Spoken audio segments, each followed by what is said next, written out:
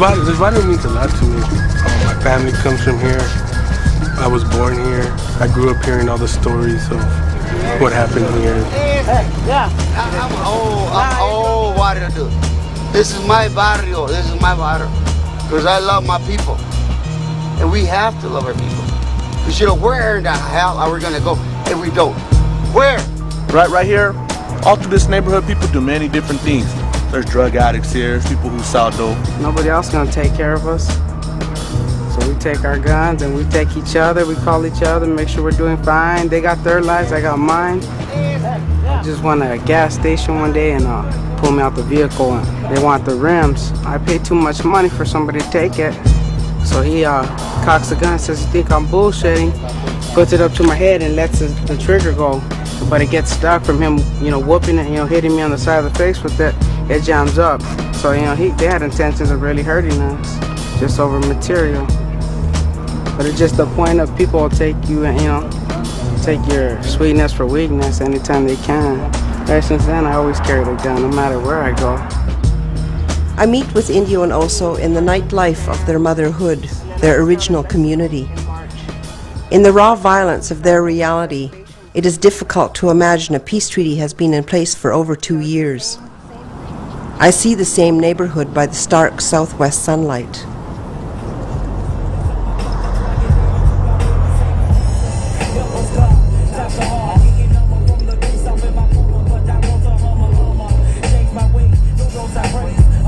We're in the eastern part of Phoenix, Arizona.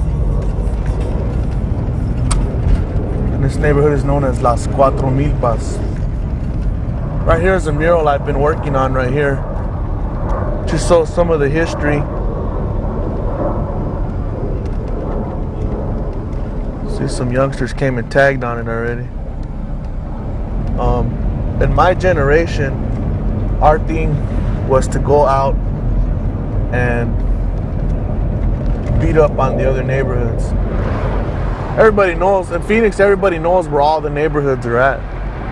So all it takes is just going, taking a quick drive through the neighborhood and seeing them out there wherever they're hanging out, and you just roll up on them. Like, say we're coming down the street right now and this little house is where they're hanging out. They're all in the front yard. I mean, you just take your gun and just start shooting at the crowd. It's that simple, We told ourselves, we're gonna change this. Where it did change was out there, on the streets.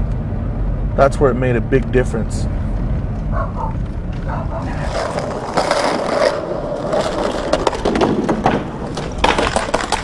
I go with Indio and Oso and their families to meet Joe and Carlos, their former rivals. Because I feel the depth of their spiritual work, I present an eagle feather to each one. I ask these men and women who are surrounded by death how they change their realities to one which honors life. There's no respect. Like, if you see somebody walking down the street, if they're with their parents, they don't give a damn. They don't care. They'll still hit you up for some stupid reason. Ignorance, machismo, jealousy. Machismo is I'm better than you, I'm tougher than you, We have a lot of that within our people, Lack of humbleness, lack of understanding of who we are. For a lot of my homegirls, a lot of them, you had to sometimes feel like you had to live even harder than the guys to even be acknowledged, because it's like, oh, that's also a girlfriend. Out there gangbanging, shooting up houses, shooting up people, beating up people, drinking, partying, not caring for anything. Because I was in a gang, not a barrio, and I was out there fighting, shooting, just being the most destructive person I could be. So it wasn't really a barrio, a neighborhood, someone that cared about me. Like how people say, oh, you guys are in gangs, It ain't a gang. It's just, because we live in a Mexican community. It's just where you grew up. It's not like we had a choice. It's part of your friends. Like every other house is a friend here, friend there, friend there, friend there. You go around the corner, it's friends. For the barrio, for me, was good because I didn't have a family, and a lot of them had taken me in and had made sisters and brothers, and because I didn't have that. All anyone wants to do is take his frustration out on us as he slams us. Chicanos were fighting with each other since the 70s, you know, barrios against barrios, and nobody cared until it was the white kids that started getting involved. The white kids started dressing like us and started talking like us, and then it became a big issue. And what are we going to do? We got to save the children. But what about before then when it was us and nobody cared? How in the heck are you going to put like 15 motels on this strip and not expect no prostitution or no drugs? I mean, come on now. I mean, they know what they're doing. And we went to city council and we said, you know what, we're ready to make a move and we want to do a peace treaty. And they assigned us to work with this gentleman, and he said, I'm going to work with you, whatever you guys need. We went back to him. He says, you know, I have to tell you that the council person has told me no longer work with you guys. He goes, I'm going to resign. He said, I'm going to resign because they told me to cut you guys loose, that they don't want to be involved with organized crime. And we really didn't care about them. We don't care about the money they get. It takes them thousands of dollars to run their program each year. And we did ours with a couple $100 and hot dogs and hamburgers. And they couldn't do what we did with $200. They couldn't do that with their thousands of dollars because money has nothing to do with it. If they can get along inside prison, there's no reason why we can't get along out here. So I brought that out here with me. And when we came out here, also had gotten involved with Tonatierra, which is the community organization here in Phoenix, Arizona, which teaches us about our indigenous roots. Even though government bureaucracies would not help them, I am blown away by how much work these Chicano men and women have put into having peace between their neighborhoods. As a physical symbol of their commitment, the signed peace treaty sits on the altar at Tonatierra. They know only they can maintain that peace by not killing each other. It's important for a lot of different reasons. One of the main reasons was to stop the killing, stop the fighting. And for me, it was my children. Also had a lot to do with it. If also wasn't there, wasn't in the red road, then I probably wouldn't have went that way. But for my children and just for my family, that's why I'm here and trying to make a difference. Maybe this might be a start for everybody, you know. They see us doing this, maybe a lot of other gangs can get into it too. Simple as that. And if I wouldn't have stopped, I'd put money on it that I'd be under 6 feet under right now. Nobody can outfight a bullet, you know, especially if you don't have a arm yourself. You get a bullet, you're gonna hurt your family. Simple as that. You know, your friends are gonna be they're gonna be at your funeral, but they ain't gonna give a damn later on, a year later. Your people right here, your loved ones are gonna be hurting for the rest of their lives. At the end of the road, you know, what happened, you know, you're either gonna end up in prison or you know, dead. And so, you know, everybody knows, and it's your choice. You know, you can either go, you know, there's two different roads. It depends on you. And we smoked chanupa together. We smoked the peace pipe. And I think for them, that was your guys' first time actually being quite interesting. It was interesting. At first it was awkward because I'd never been in a situation like that. You know, at first, it really was neat. You know, to witness something like that. I mean, don't get us wrong. At first, you know, about 8 years ago, you know, it was rough. Like playing, when we first went to LCM, you know, it was rough. You know, people were getting hit. You know, and you know, it was rough, real rough. And the reason that they brought the chanupa, the pipe that we smoked, is that before the Creator, we smoked that pipe and we agreed to peace. And when that smoke went up, there's no way we could ever go back up and bring that smoke back down and say, oh, it didn't count. We weren't serious about it. You know, it's gone. You know, it's gonna exist forever as long as, you know, we're alive and as long as our bodies are here. Documents could get ripped up and shredded and lost. So we did it with the pipe so that it could be recorded in the stars, in the sky, in an indigenous way, in a sacred, ceremonial way.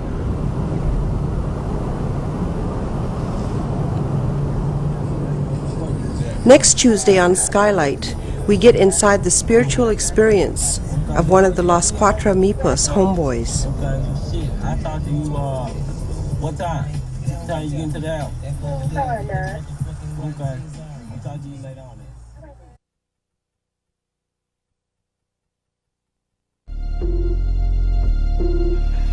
What was that about the neighborhood, Doc?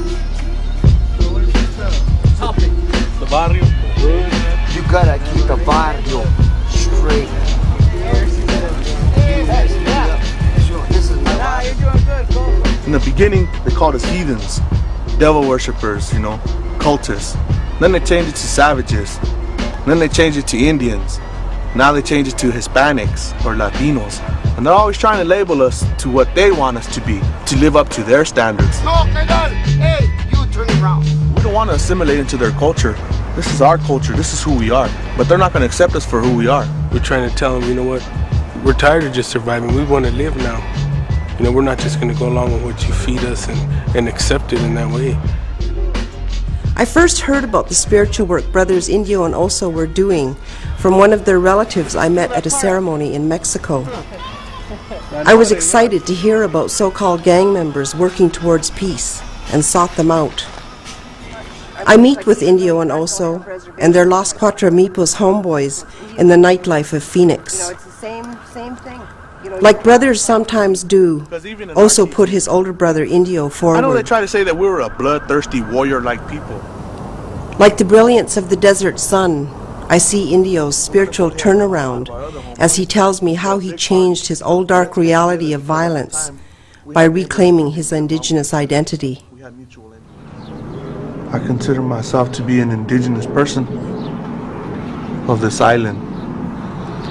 I was born and raised here in Phoenix, Arizona.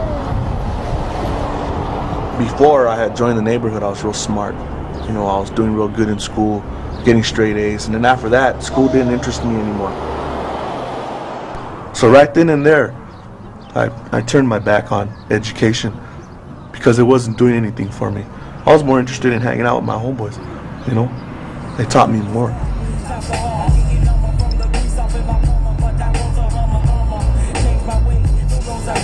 I got initiated at when I was 14 years old. And ever since then, I have been part of it. You know, drive-bys, drinking, all the negative aspects that you can think of. Ignorance, machismo, jealousy. Machismo is, I'm better than you, you know, I'm tougher than you, you know. Finally, I ended up just leaving my family altogether and I started staying with my homeboys. So for 4 years, you know, that was my family.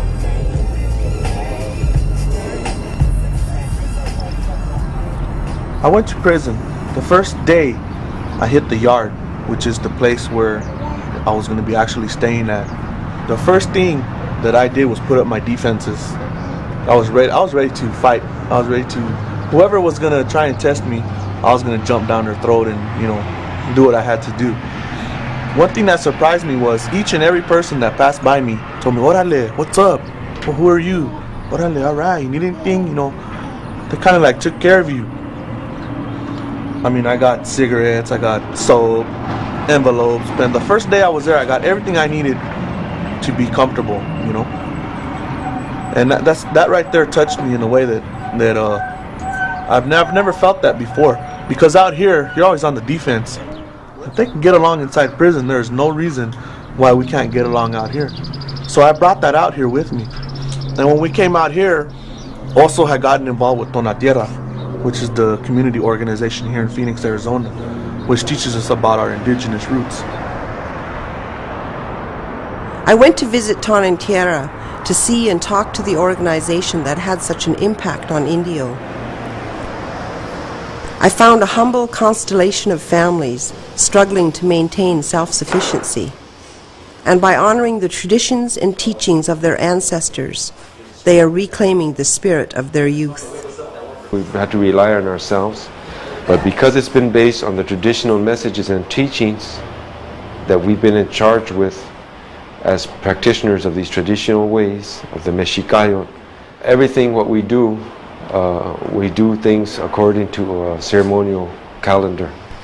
But we also are involved on a daily basis addressing the needs and the oppression that exists in our community, whether it's against the police issues, police abuse issues, immigration issues, human rights issues, indigenous people sovereignty issues. All of those areas are always interwoven in all of the work that we do.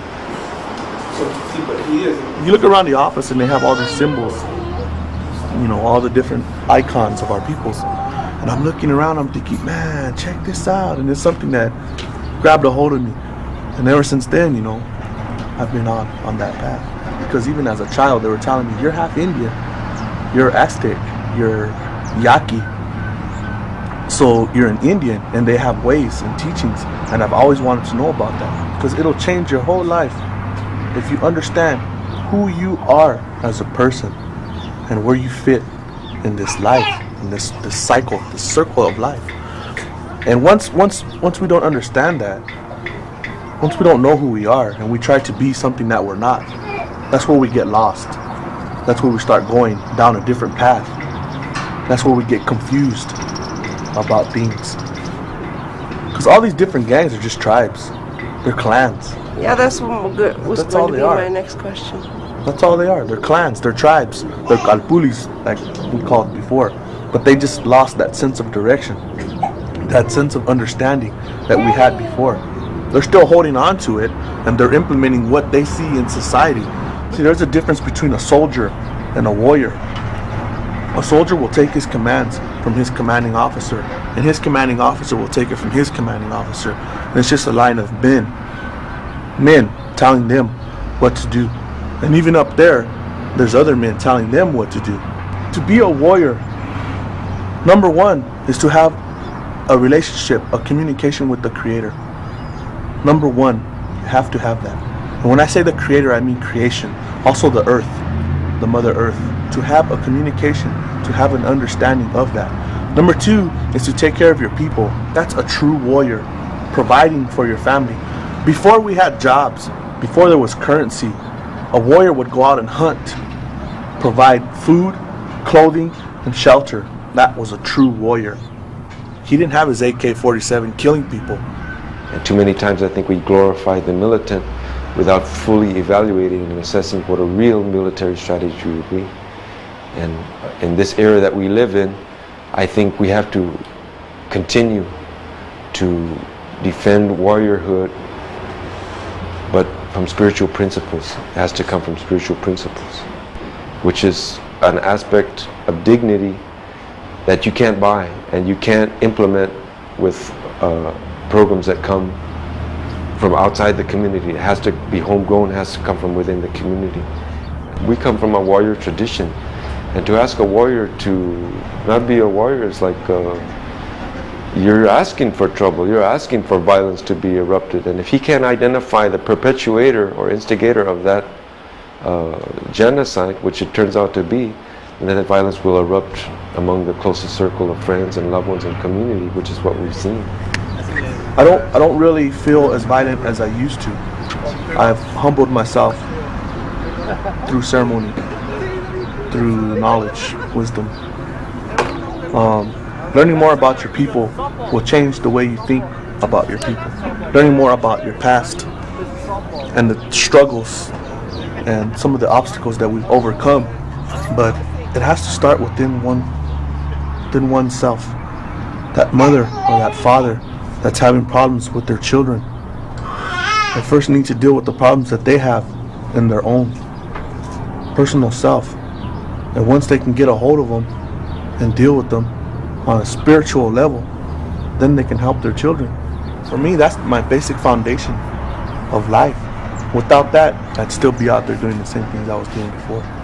You know, you cannot change anything without having spirituality in your life. It doesn't take a scientist or a philosopher to see that we are not going to make it as a society if we keep going the direction that we're going. There has to be a complete reversal of what we're doing, a complete healing. If you would teach the children about creation and not teach them about religion, but just teach them about God and the Creator, you'll heal the world in 2 generations, maybe 3. You'll heal the world. That's a dream, you know. That's the way I think it'll work out. I think that's what Tonatierra is trying to do too. It could be reality, because reality is just a dream before it comes into being a reality, you know. So if enough of us dream it, yeah, then it'll happen. It'll be our reality. Yeah, it'll turn into reality.